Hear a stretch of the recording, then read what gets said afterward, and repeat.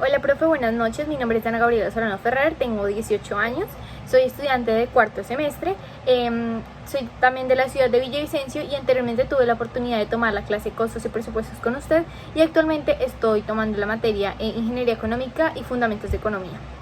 En cuanto a mis hobbies, pues mis hobbies son leer, escribir y cocinar. Mis expectativas por este curso son pues adquirir conocimientos que me permitan desenvolverme de mejor manera en mis actividades tanto de mi vida personal como en un futuro de una vida profesional y de cierta manera adquirir conocimientos que me ayuden a consolidar un proyecto de emprendimiento e investigación que estamos teniendo junto con mi compañera Laura Arias en la universidad dentro del semillero LocProx. Ahora procederé a hablar acerca de los conceptos básicos que necesitamos comprender en esta materia. Empezamos hablando de lo que es la economía. Desde mi punto de vista, la economía son un conjunto de decisiones individuales, tanto de nosotros como persona o de gobiernos, negocios o incluso una sociedad entera. Lo que las diferencia es precisamente los enfoques que ésta tenga. Para ello es necesario comprender que la economía podríamos decir que se divide en dos grandes áreas, la microeconomía y la macroeconomía. La microeconomía estudia de cierta manera decisiones individuales o de cuya muestra es una población bastante pequeña. Por ejemplo, nosotros podríamos hablar de la toma de decisiones que tienen de cierta manera una persona en específico o algo así. Mientras que por el contrario, cuando hablamos de macroeconomía estamos hablando de poblaciones muy grandes que son tan grandes que es necesario analizarlas a través de un conjunto de indicadores o una serie de indicadores. Esos indicadores pueden ser, por ejemplo, la tasa de desempleo, el PBI o Producto Interno Bruto, la tasa de alfabetización, por ejemplo, de un país o de una ciudad o de un departamento, la inflación, entre muchos otros.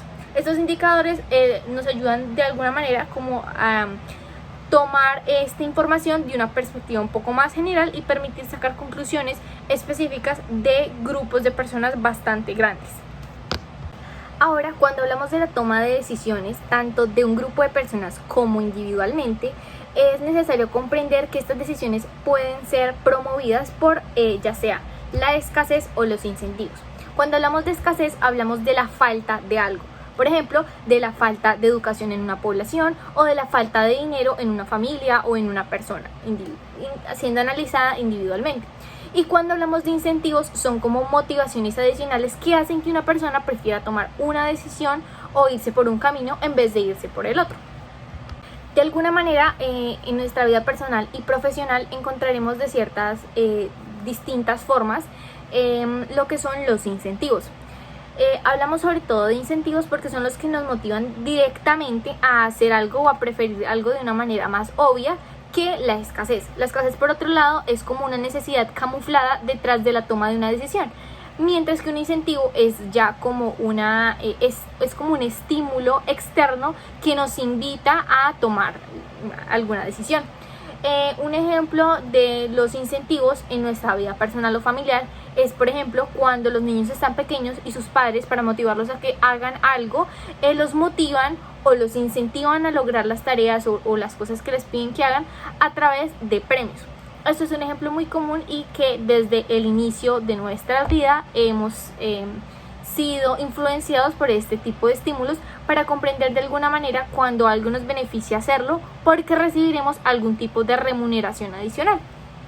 Otros incentivos también los vemos en el ámbito empresarial cuando las empresas usan como método de estímulos hacia sus empleados los incentivos como los empleados del mes, también como cuando una persona logra superar un límite de ventas tiene un reconocimiento adicional en su salario y así. Otro ejemplo muy común de incentivos son las becas. Las becas lo que hacen es motivar a los estudiantes para lograr cierto tipo de requisitos y hacerse beneficiarios de las mismas, los cuales en la mayoría de los casos vienen siendo, por ejemplo, pagar los estudios universitarios de forma completa o en el caso de nosotros como estudiantes, entre más altos, los promedios más altos de la facultad son beneficiarios de descuentos en las matrículas o pagos de los semestres. Ahora bien, es importante decir que los incentivos no siempre son reconocidos de una manera monetaria o económica. Y esto lo vemos, por ejemplo, en las clases. Hay algunos profesores que usan como método de incentivar a sus estudiantes y motivarlos a dar más de ellos en las clases o a participar más o a hacer los ejercicios y los talleres propuestos en las clases. Y esto lo hacen a través de firmas, calificaciones o puntos extra, que lo que hacen es motivarnos a estar pendientes de las clases o a dar lo mejor de nosotros para que en un futuro vernos beneficiados tal vez en una nota o en las definitivas. De esta forma es como importante decir que los incentivos no solo se usan en organizaciones pequeñas o de manera individual, porque nosotros también nos podemos motivar a nosotros mismos o incentivar a nosotros mismos a través de metas. Otra forma muy común son las dietas alimenticias, que lo que hacen es que cuando la persona llega a un peso específico, cuando las dietas son muy estrictas, cuando la persona llega a un peso específico, a un peso ideal, la recompensa o el intensivo para llegar ahí es que cuando esté en ese momento va a poder comer algún alimento que le guste. Esa es otra manera de incentivar a alguien a través de algo que no es necesariamente el dinero. Y como lo mencionaba anteriormente, también las organizaciones muy grandes se han beneficiado de diferentes incentivos. Por lo menos en los casos de almacenes como El Éxito o otros almacenes grandes de cadena, cuando ellos hacen donaciones a organizaciones benéficas o algún tipo de obra de caridad, lo que hacen es que el Estado les beneficia rebajando algún tipo de impuesto, al igual que cuando hablábamos de las personas que son contratadas y pertenecen a algún tipo de grupo social específico, son beneficiarias de descuentos en los impuestos o en las declaraciones de renta y en fin. Ahora hablaré de lo que es el interés personal y el interés general desde mi punto de vista, teniendo como base las diapositivas adjuntas. Personalmente comprendo, como su nombre lo indica, que el interés personal es cuando yo tomo una decisión motivada por mi propio interés, es decir, pensando en lo que será mejor para mí sin tener en cuenta si mi decisión pueda estar afectando a otra persona. Cuando hablamos de interés general, estamos buscando tomar una decisión que beneficie a un grupo de personas en específico. Pero para hablar del interés general, como estamos hablando de unas poblaciones tan grandes a las que queremos beneficiar en la mayoría de los casos, tenemos que tomar en cuenta dos cosas: la eficiencia y la equidad. Cuando tomamos en cuenta la eficiencia, es básicamente beneficiar a unas personas sin empeorar la situación de otras. Es decir, que por intentar hacerle bien a alguien no le terminemos haciendo el mal a otro. Y cuando hablamos de la equidad, estamos hablando como de tomar las decisiones más justas para que ni beneficien ni desfavorezcan a otras personas. Pero es muy importante mencionar que todas estas decisiones tienen un punto de vista muy moral. Es decir, dependiendo del pensamiento de cada persona, tendrán o no tendrán el mismo significado o el mismo valor.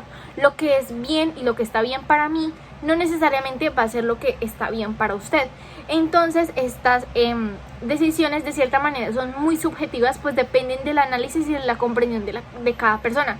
Si yo, por tomar una decisión de grupo, de lo que yo considero que está bien, le estoy haciendo daño a otra persona porque esa persona considera que lo que estoy haciendo no está bien, o si otra persona me dice, no, esa decisión que usted está tomando no está bien porque yo pienso que las cosas no se deberían ser así, va mucho desde la perspectiva y desde la moral y la ética de cada uno.